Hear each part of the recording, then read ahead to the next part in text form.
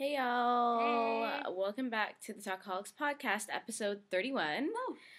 So in today's episode, we speak for quite some time on different media forms. So whether that be film, TV, that talk about race and other societal issues. Yeah. That's basically it. But we go through quite a few. There's no point in listing them here because you guys are gonna hear them. It's a long list. Guys. Yeah, and we go in quite into depth about what we enjoy and how important it is to be critical when consuming the media that we consume daily. But we hope you guys enjoy.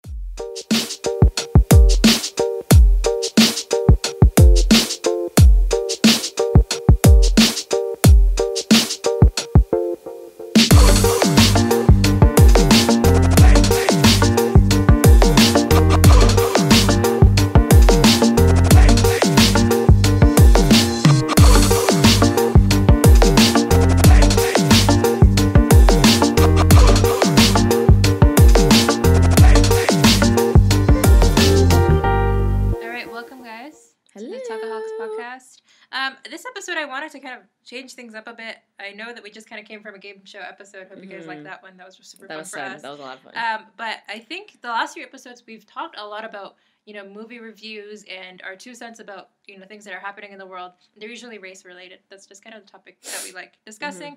And I think often we can come off a little bit like, not pessimistic, but we're almost like, we're big critics when it comes to movies, especially. We're like, I don't like how this character was portrayed, or like, Well, yeah, I mean, I think it's important to be critical because, like, if you take things at face value and you're like, this movie about race, like, they're doing good for the world, but if you don't really critique the way individuals are portrayed in the film, even if it's supposed to be about, like, a race topic or something like that, or some sort of minority or whatever, if you don't critique the relationships that are portrayed, you don't critique how an individual is portrayed in the film, and you just take it as face value, then is it really doing anything good? You know what I mean? Like, I think those movies are there to make you think, so think about it, and, think about it critically. I know, for sure, and I think it comes with being a person of color, like, you almost have that responsibility to, also see that whatever is being portrayed is accurate, and you feel that it makes sense and that it's not a stereotype,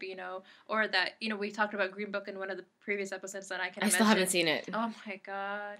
But I know actually ever since that episode, because remember I was kind of like hesitant to say I really do feel like it was the white man's story telling us about how he helped a black guy, and that's frustrating obviously by the end of the movie especially.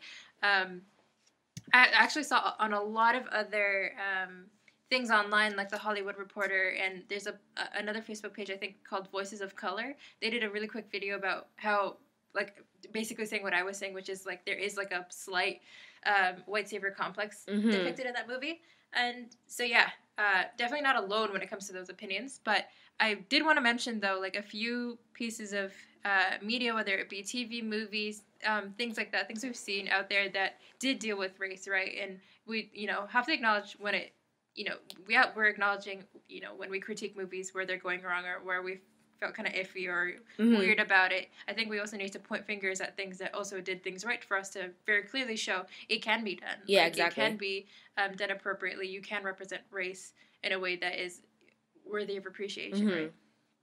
Sorry, did you want to say I think you wanted to jump in for a second. Oh no, I was just gonna follow up on your point about, like, the representation of how people are portrayed in film. Like, I think I can speak for both of us in the sense that when we see like a Muslim woman or a girl in a film and she's wearing hijab, like, that's like, oh cool, like we're excited. Yeah. But then you can just praise any show that does that, and there's a couple that we're seeing it more often now, and we can praise any show or movie that does that and be like, hey, representation.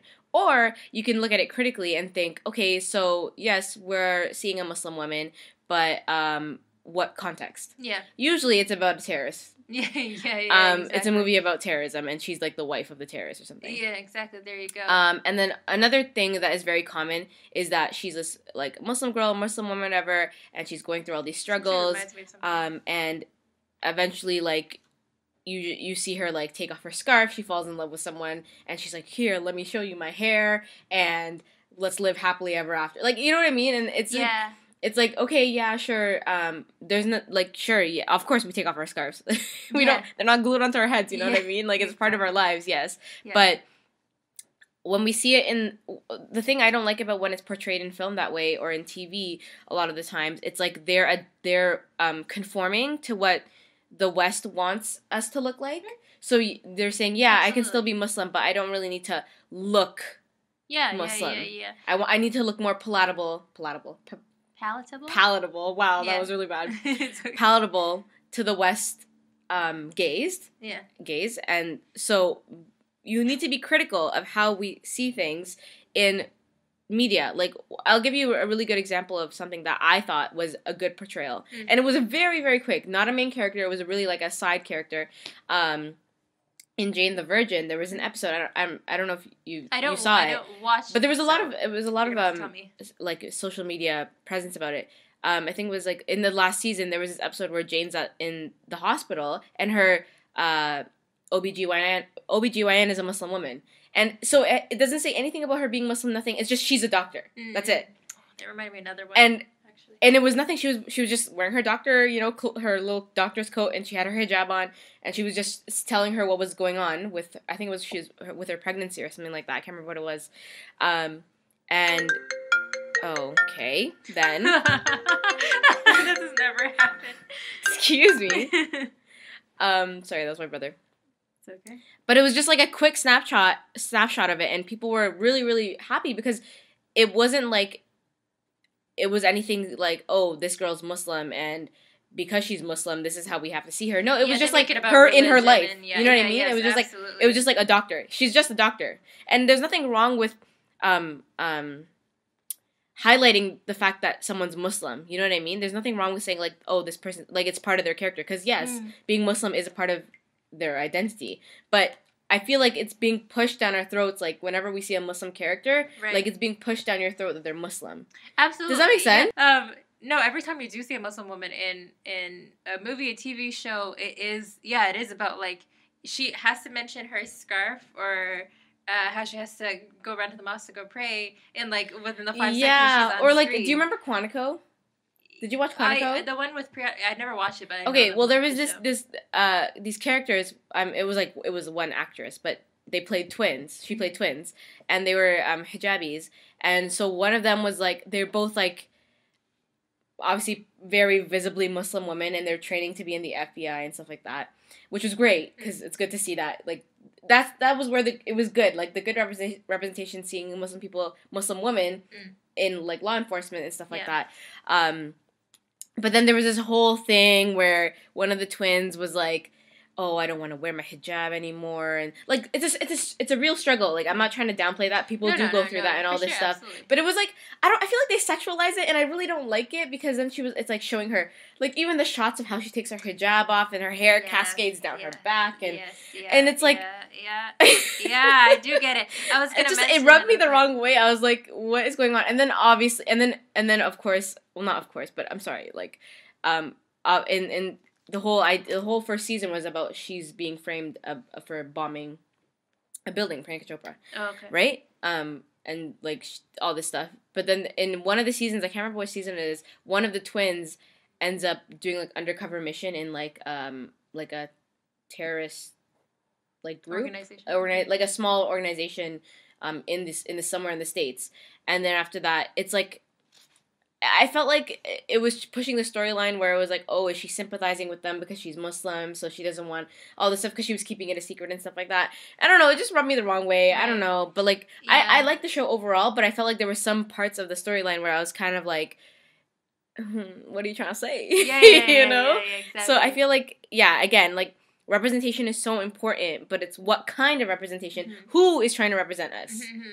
That's another important thing. No, are they actually Muslim? Yeah, or are they just writers, the directors behind the show? No, and the actors, the actor themselves. Yes, because a lot of the times, like, do you remember Mosque on the Prairie? Little Mosque on the Prairie? Literally what I wrote down. Yes. Like a good majority of them, besides the main guy, I think they weren't Muslim. It wasn't the main guy Muslim. I don't know about him, but yeah, I think the rest they were definitely not. Yeah, like, a lot of them are like, just brown. Exactly. It's like, let me just find a brown person, put a hijab on them, and call them what they are. And I get, like, you know, actors and actresses, like, their job is to take on roles. So, yes, I understand that, but it's just, like, there are actors and actresses that are Muslim that you can pick from. It's so funny that you mentioned that show, because I wrote it down as soon as you mentioned, like fetishization of Muslim women and, like, this, like, this, like, seeing what's under the scarf. Yeah, exactly, the mystery. And, like, just, like, that satisfying that curiosity I'm sure a lot of men have of, like, but what does she look like without it, kind of thing. That I think the Little Mosque on the Prairie in certain episodes did kind of play on that a little bit, because they do show, forgot the girl's name, starts with an R in the show, but the main hijabi in that show, she does take off her scarf when she's at home, obviously. There's scenes with her and her father and stuff. Or there's that one episode where she puts on a wig. Does she? Do you remember that episode? No, I can't remember what it was for, but I vividly remember it. So they put on a wig because they were I don't know if they were doing some sort of prank or something like that. But she put on a wig, and it was like, she's not showing her hair, but like it's her hair. You know what I mean? No, it was just like weird. I do know, and she and they didn't just pick anybody for that role. Like I don't even know if she's like specifically brown herself, or if she's like a portion of it, but they definitely got some a portion brown, 1/4. So she's passable in a producer's eyes, but she she's a really pretty woman, and I'm pretty sure she like modeled before the show, so they chose someone like knowing that they were going to kind of benefit it off of that. But it's funny that you mentioned that, though, because a lot of people did actually like this show. Oh yeah, I remember it being when it was on. It was very, very. People used to watch that shit live, and like nowadays that's not not gonna happen. People's not gonna save their Friday afternoon just to watch that on CBC or whatever.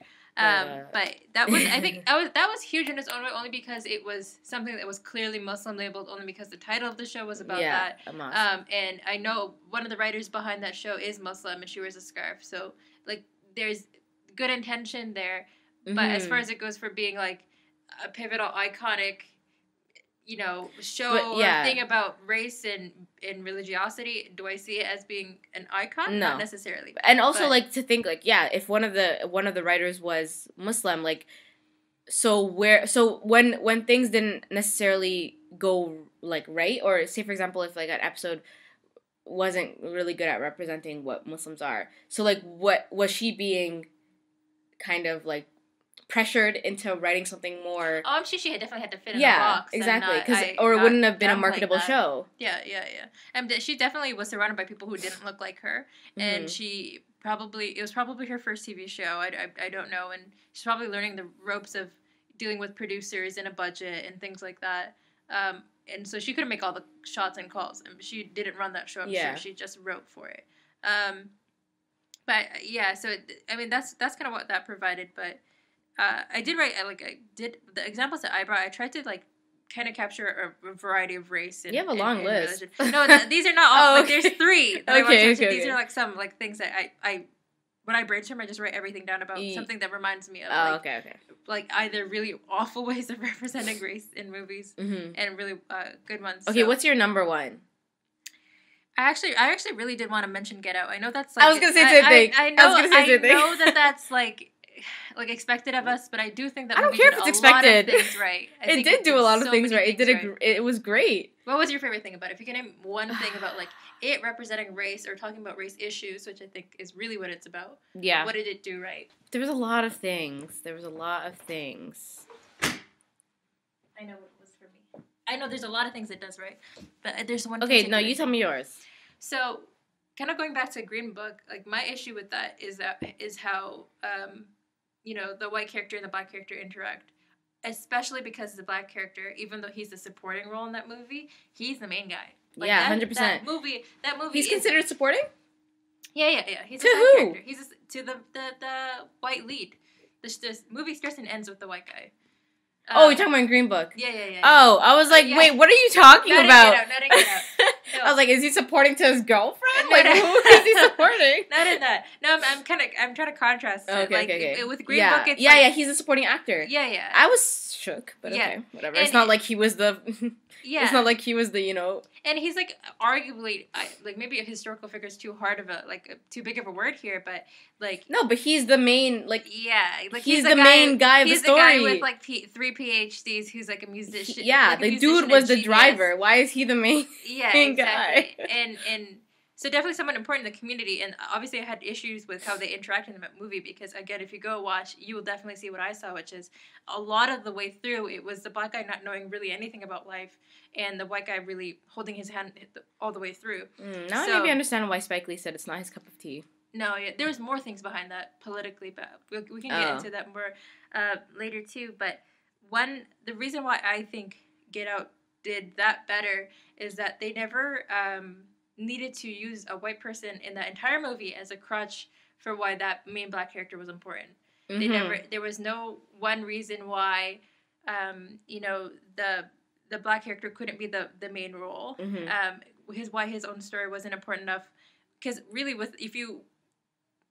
nothing about his girlfriend or his girlfriend's parents made him feel like he had importance or a role in the story. Like, do you not get what I'm saying? No, I get what you're saying. Like, a lot of movies, for example, I know Hidden Figures did this too, which I know a lot of people like that movie and it was really good, but I heard that there was a white character in that movie who didn't actually exist historically, that they put in there to kind of use as a figure to make the other black women in that story.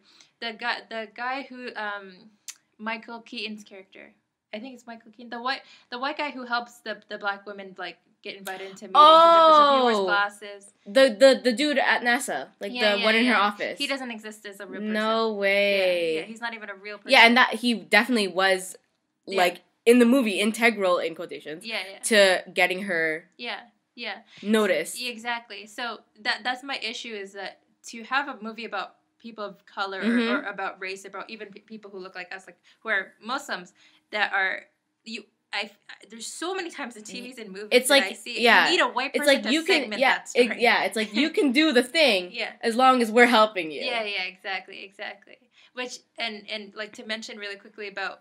So obviously Get Out doesn't need that. No, the not whole at all. movie is about the white people that you're trying to run away from, right? And not to skip over so many things here, but Black Panther also does mention that, do a really quick mention of that frustration that I have also with movies about race, which is that when they introduce only one white character in that movie, which is the doctor. No, not the doctor, sorry, the FBI agent. The actor's last name is Freeman, but Martin Freeman, I think is his name, the white British guy who's short.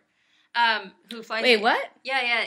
Okay, you're thinking about the villain, the other guy. No, I'm not thinking about the villain. I'm talking about the FBI. He's not British. In real life, he's British. Sorry, he's British. The American FBI dude. Yeah. Okay. They hint at him and poke at that guy's character so often, only because they want to make sure that you're not white savior, you're not helping us, but you are an ally because he helped with the piloting thing. Yeah. But by no means was. And you know what? Figure. It was funny because I watched the movie 3-4 times in theaters, and I always remember when that part when they're in when they're trying to find help after Michael B. Jordan's character, what's his name again? Killmonger takes over, right? And so the mom and everything, they're going to try and find help, and they go to the other area. I can't remember what it's called. What's that? The clan called, or the tribe? Oh, the gorilla mask one. Yeah. Them. So they go to the leader. They go to the leader, and then the white guy tries to step in and talk, and he starts barking at him. They go and then he tells him that he's gonna eat him. Every single time I watched that movie, I was crying, and it was I was also very conscious of where I was watching the movie. The first time I watched it at Morningside theaters, and the whole theater, everybody there was black, so we all were dying. But then the second time I watched it, I think I was in Newmarket. Oh, okay. And I was laughing, and no one was laughing. And it's I feel people will take white people are gonna will take offense to it. What do you you know what I mean? Or just not find it funny, or not find it funny or whatever. Yeah. But it's that's a good way of putting it. It's they want to be showcased in film as they've always been, as an integral part of the story. But you can also just be there helping out. You don't need to be the center of attention. Yeah, exactly. So that's another. The way they dealt with that character was really well done because they obviously he helps in the movie in that he saves Lupita Nyong'o's character I think once, and then he helps with the pilot thing. Yeah. But other than that, they're always saying, but your second place does. Like, yeah. you need to, like, but, and it's never, the movie never shifts to a place where it's like, oh, I'm angry. You're not taking me seriously. Yeah, I'm not going to help you anymore. Mm-hmm. No, it's just like, it is what it is. It's not your story. Exactly. It's not for you. Exactly the point. You know what I mean? Which is why I think Get Out is so good, because it never really apologizes for showing the white people or the white characters in that movie for the way that it does. It never stops and says, do you know what I'm saying? It never has an apologetic tone, no. Even once, to say, like, oh, she, you know, yeah, this family's crazy, but it's because of, like, you know, these things that happen. They don't give them a backstory to say why. Like, and I feel like it could have potentially taken that turn, especially when you don't know that the girlfriend's part of the issue. So it could have, like, you know what I mean? If the girlfriend really didn't know her family was psycho, and she was, like, kind of the like a cattle or someone that helped him get out. Yeah. You know, it could have taken that turn, but in reality, it's just like, nah, even the one you were with. Yeah. She's crazy too. Yeah, exactly. Exactly. Actually, she's probably the worst one. Yeah. Right? But yeah, there's a bajillion reasons you can mention why Get Out. Yeah, and I mean, like small stylistic choices. Like, yeah. I mean, we've spoken about Get Out before. Like, the way the movie's written, the way visually it's presented, the choices he makes, like, stylistically, Jordan Peele, like, his mind is amazing. Yes. And everybody else on that team, like, amazing. Like, remember we were talking about the cereal, how she eats her cereal, and, like, the way the characters develop over time to show you their true selves and all this stuff, like, and even, like, him, like, the main actor, the way he questions everything, rather than in regular horror movies where the white people are like, oh, la-di-da, like, everything's fine. Which is like commenting on a trope, right? Like, it is commenting on a trope. Like, gets killed first in horror movies. Right? Yeah, always gets killed first in horror movies, even though they're the most rational ones. Yeah. Like, the white girl's like, oh, no, they're not that bad. Yeah, exactly. And then he's like, nah, there's something going on here. I need to get out. I need to leave first. Yeah. The only other thing, too, that I wanted to mention about Get Out was actually something that hit me the hardest in that movie was, like, the very first scene, which is of that character, the really tall character who's, like, walking down the street, and who gets taken. Yeah. But we know later is the brother of that white family, taken from that car while he's just walking down the street at night, and especially what was happening at that time with Trayvon Martin, things like that. That it was a little bit, I guess it was heavier because of that. There was no dialogue in that entire. Segment. Except that he was on the phone for, like, 1 second, like, right? It wasn't dialogue heavy. No, it wasn't. It was certainly. It was just him doing it was just a regular night. I think there was no speaking on purpose, just to prove a point that moment alone is scary because it's so true to life. Yeah. Yeah, I just feel like for a lot of reasons, Get Out is phenomenal in talking about race, because just a few things that I mentioned there, which was, like, it's unapologetic. It makes a clear line between who's in the right and who's in the wrong, and it's almost a complete race divide, right? And has no problem making complete references to real life stuff. So, like, again, like I mentioned, the first scene, the auction scene, that was, like, really painful to watch, and, like, and silent again. Yes, and yes, absolutely. And the whole segment, which I found also was really telling, was during the party where he's, like, socializing and, like, talking with all the other couples that were there in the house about, like, the different things that they pointed out about him, the main character. So, like, one lady was, like, sexualizing him and going, oh my god, your body is, like, fabulous, and, like, making it about, you know, black beauty. And then the other person was talking about how his physique is really good for sports, and, like, just, like, breaking down him within, like, a few conversations, but not really talking about it, just kind of showing it. Yeah. Is, like, my favorite thing. I think that's one movie that definitely was about race. It wasn't just a horror movie, obviously. Oh yeah, 100%. But it was dealt with so beautifully. And I think that's a great example of a movie that needs to be critiqued, like, to be thought of critically. You can't just take it at face value, because even at face value, it gives you a pretty good, you know, like, representation. But you really need to look at it deeply to really understand what they're trying to say. And I think that for a lot of people who didn't enjoy the movie, they did not look at it critically. That was the issue. I remember when the movie came out, I was in Europe, and so I saw the premiere in the Netherlands for this movie. Ooh. And because it came out a little bit later in the Netherlands, but I remember I was in the airport like a couple months after that with my friend. We were going to Croatia. Ew. So we're in the airport, and there was these two white girls talking about the movie, and they completely missed the point. They were just like talking about how they didn't get it. It wasn't really like a horror film, and they were like, they really truly didn't understand. And then you, like, from just hearing from the conversation, like, you can tell they really didn't think about what the movie was trying to say. Right. Because all they saw was what they took at face value, what was the surface of the film, rather than to look deeper and understand the deeper meaning of what it means and how it reflects our society. And so that's why it's so like, people may think like, oh, you know, film or movies is just entertainment, like, but it really is. It's a significant part of showcasing what, or reflecting what our society is at this time. Absolutely, yeah. And I think storytelling helps a lot with, like, I feel like Get Out was so good at, like, addressing so many frustrations. I feel like I've felt, or both of us have felt, like, intuitively, but it's really hard to communicate those things out sometimes to people without sounding like borderline, like that you hate white people, or that, like, you know, that you are, you know, this uptight person who has a problem with everything. Like, what Get Out... I'm sounding really pessimistic. Exactly. Like, what Get Out did really well is kind of address all of that within one single movie without it really being shoved down your throat, which is so hard to do because they really attack it at so many angles, right? Which is what I really appreciate. And I feel like every time, if I were to watch Get Out again, I think there's so many things you can continue to learn about that movie that he's trying to tell you, and knowing that he's going to keep making movies. Obviously, both of us huge fans of Key and Peele, if we haven't mentioned enough. Ooh, then his movie's coming out. Keep going. Like, yeah, Us, I heard it got really, really, really good reviews by critics so far. But are there any other movies, TV shows, items? Well, recently, we talked about this before, The Hate You Give. Have you seen it? You still haven't seen it yet. Raazia! Or Black Klansman. I have to watch both. Oh my god. You haven't seen Black Klansman either? I know. Also a pretty good one. Yeah. Yeah, The Hate You Give, I mean, I think it's very relevant to the times, unfortunately. It really speaks about police brutality, and also the struggles of people speaking out about police brutality.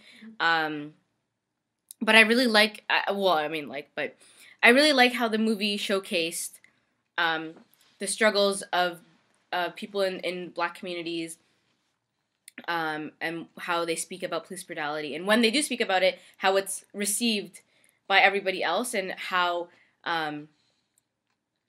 like, people say, like, they kind of just push it aside, and they don't really get the justice that they deserve. And again, I spoke about this last time when I gave my review about the movie, about how the film ends, right, and how it's a very realistic ending, because they don't. Not to spoil it for you, but whatever. Okay. You said it in the last one. How it showcases the reality of the matter, where you don't get the justice, even though you've created this huge, like, there's a huge movement. Everybody knows about it. Right. It's a very, like, it's not something hidden. It's not like, it's not hush hush. It's very much happening, and it's very much publicized. It's public. Like, it's public knowledge that this is happening, and still to this day, no justice. Exactly. Yeah.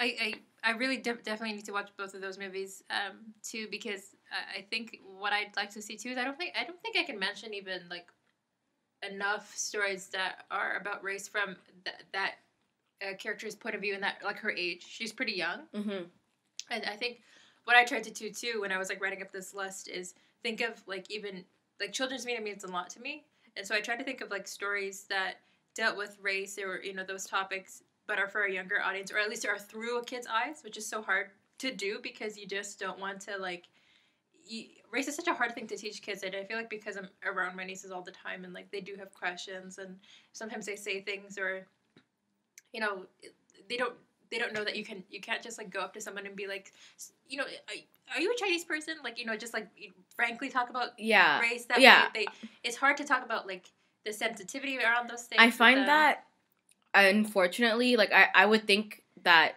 from when we were elementary school to now kids in elementary school, that there would be a change in how they're taught about, like, sensitivity, about tolerance about race, about everything.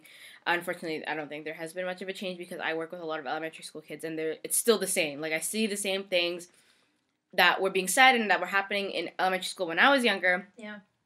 And still now.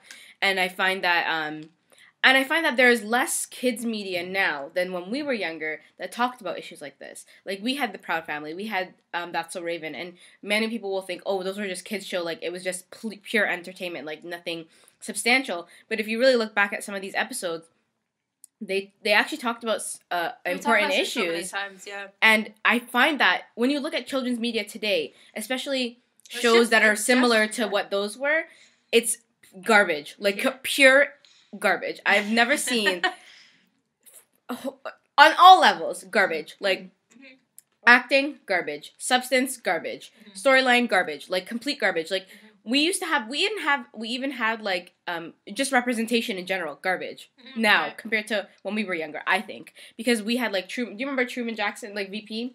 That show, VP. We had, what was that show with, what's her name? The girl from Degrassi. The brown girl from Degrassi. Oh my God! Yeah. She has her own. That was a whole show about her and her family and her struggles as an like, you know. I don't know how good about representation it was, but like there was still that like. I'm right. But now when you look at YTV shows that are similar to those, it's like pure white cast, and then you'll have like that one black person that's like. Oh yeah, like the Zendaya who I love her, but she's like always in a main role where she's like black person, but she plays like a white girl. Do you know what I'm saying? Nothing about her really is. She had Casey Undercover. Yeah. Which was better because it was like a whole black cast basically. Okay, good. That's good to know. Yeah, and I think that has a lot to do with the transition to like YouTube now, which a lot of kids are kind of on that platform, that's just junk. Like that's just unfiltered like nonsense and And unfortunately a lot of the influencers that these kids watch are terrible. The amount of kids that I work with that love Logan Paul freak me out. And I tried to make them understand why that's not a good person to watch, and it completely goes over their head. I mean, I don't really blame them, they're kids, but like, it's insane. Yeah, I know. So I'm like eating while talking. Yeah, me too. I'm hungry. You guys deal with it. But this is not one of my top 3, but on the topic of like movies for kids about race that I really wanted to give like an honorable mention was Zootopia, because I just think it didn't just talk about race through like a really creative way of like predators and preys and things like that, but there's a segment where it almost transcends into real life where there's something wrong that happens with like that bug virus thing that spreads, and it makes the news, and it's like on TV, and it's a very clear like biased news report about making one group of people look really more villainous than others, and then the bunny and the fox character kind of watching, going, like they both sense it, like this is wrong, like this is that story did happen, but that's a very biased way of talking about it, and it's just like such a subtle moment. Again, like really not shoving anything down a kid's throat, but even a kid could understand. Yeah, that's not how you should talk about a story like that. Yeah, and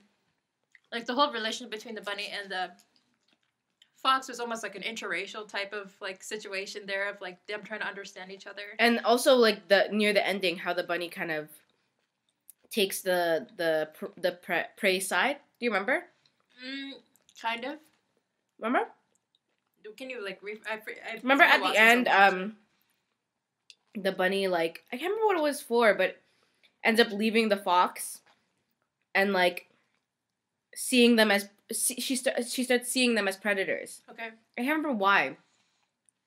I don't remember what happens, but she kind of starts seeing them as predators and calls the fox something. Like she says something really mean. Yeah. And I think that's also a good representation of how sometimes there are people who say they're with you and then their inner racism shows. Yeah, exactly. You know what I mean? Like, and they didn't realize they had it, but then they say something and they don't they don't think, they don't feel shame or anything because they don't think what they said was wrong until you make them realize what they said is wrong. Even the flip side of it, and I hate that we don't remember the characters' names because now we're just calling them Fox and Bunny, which is so strange. But Even on the flip side of that, the fox, when he finds out she's been holding the fox spray the entire time in her bag, remember? Because before she leaves for police academy, like, her parents are like they portray them as like the redneck kids who are like really scared of the outside world beyond their farms, right? And so, like, get her all these things, and she's like, okay, fine, just to appease them, I'll take the spray. Yeah. But he finds it in her bag, which is like another turning point for him to be like, okay, but I thought we were cool, you know? Yeah. So just, again, like, little moments like that I think... That was a great movie. Like, especially as a kid, and if you were to watch it again, this is one of those movies, like, as a kid you watch it and you're like, oh, this is a funny zoo movie, oh my god, pretty colors, and then you grow up to watch it again because you remember liking the movie and then really seeing it through a different view because now you're 16, 17 or whatever, and you definitely get that this movie's about something else, and you get, like, a new appreciation for, and I think that movie did a really good job of, like, not just making it about race, but about almost a movie about race representation through the news, and, like, how so quickly things can be construed based on what people want to tell you. And even, like, the spoiler, but even, like, the little sheep thing at the end, like, the mayor's help. Oh, yeah, person, yeah. Which is, like, the biggest thing at the end, like, just the little ways about, like, even that's a political comment about, like, you know, who's in power and who's supporting people of power. And then again, images don't mean everything. So it's a really good movie, I think. Again, not one of my top 3, but definitely if we're talking about the only children's media I can really think of, like, that's relevant to today's day, that I was like, okay, they did it right, and nothing about this was really offensive, that really bugged me in the wrong way. There's definitely a lot of other movies that I'm, like, thinking of, like, I don't know if I've ever talked to you about Big Hero 6 before, but my issue with that movie. No, you haven't told me that. And a lot of people have. This is not my only opinion. Like, a lot of people have expressed this when it first came out. Do you remember? Do you know the one I'm talking about? Yeah, I saw it, but I saw it, but I can't remember. It was a while ago. Yeah, it's a really good movie. Like, I have to be honest. Like, the animation and, like, the storyline overall, like, it had the emotion. Like, it's a movie that definitely needed, like, a lot of attention, because I thought as a movie itself was phenomenal. But when it came down to what that movie's about, it so for those who don't know, Big Hero 6 is a story that came from a manga, like an anime story, and it was entirely about, obviously, Japanese characters. Like, there's not, in the original story, is not a single white person. It doesn't take place in a white country. It's in Japan. And it is about them and their powers and them as friends in a group. When my issue with when taking stories like that, fine, you can definitely adapt stories that come from different cultures. But if you're going to adapt it and then say it takes place in not Tokyo, but San Fran, Tokyo, and then make the entire cast practically white, and with the main character looking Japanese, but he plays a white kid again, do you know what I'm saying? Really irks me. Yeah. Like, again, it kind of goes back to what I said before about, like, you almost need a white person or need something to be whitewashed for it to be digestible. How hard was it, this movie, to have been made just being taking place in Tokyo, which looks like a sick city already, but you have to make it called San Fran, Tokyo, because kids won't relate. Like, do you know what I'm saying? Like, little tiny things like that I know people went, oh, that's so cool. It's, like, mixed and stuff. Meanwhile, I'm here, like, I know why that's done. Like, I know why people don't think it's sellable. People will think it's too, you know, quote-unquote ethnic or too, you know, strange and out there. And won't buy into it if you don't make it, you know, have the 40 other white characters that did have in this, which really, really frustrates me. And I know I'm saying this honestly because I really do like Japanese cartoons and comics. I grew up with them, but I just think if I were to see even, like, you know, a story that my parents used to tell me growing up, you know, like one of their, you know, tales and stuff, and for it to be translated that way, to have the same issue. So it's just little minor things like that people I know aren't listening to or aren't picking up on. And Big Hero 6 got away with a lot of that kind of critique. Yeah, because I didn't even hear about it. That's my issue, honestly. I mean, I think that we could probably go on for how like long is it? Hours more.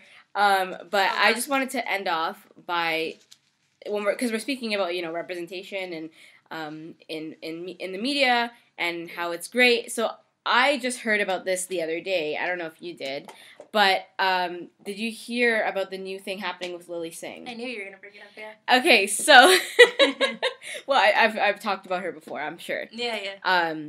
So for those of you who don't know who Lily Singh is, it was really weird if you don't know who she is. Especially with our age group. Like, she goes under the name of Superwoman on YouTube, and she's gained success, like widespread success over the past couple of years, and she's been doing a really good job of just like hustling and doing like making sure that she's doing what she wants to do and what she's passionate about and being successful through that.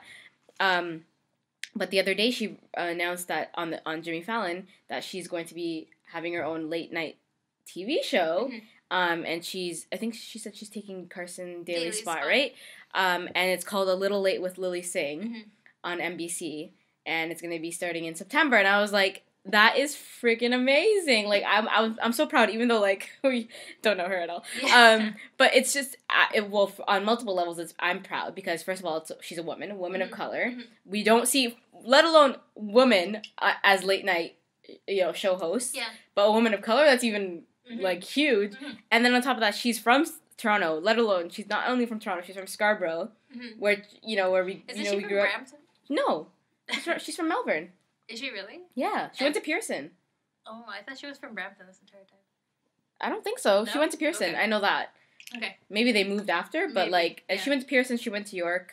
She went to York. Yeah, I remember. Like, so it's very, very, very close to home for me, and to see like that she's doing really big things for herself and that she's got a role that's so like. That's huge. That's huge. Like, what do you think about it? I think it's great. Yeah. I mean, like, I can't not acknowledge the fact that, like, it is amazing. Like, especially as someone who grew up watching late night TV for so long. Like, I'm someone, like, if you knew me, even in, like, middle school, I was watching, like, Jay Leno because I love stand-up comedy that occurred during that time. Like, that late night show spot was so special for me growing up.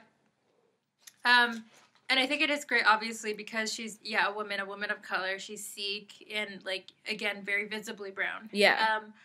I think, I don't, like, by no means do I want to, like, discredit the fact that she has made such a, like, great achievement for someone, again, from the community she comes from.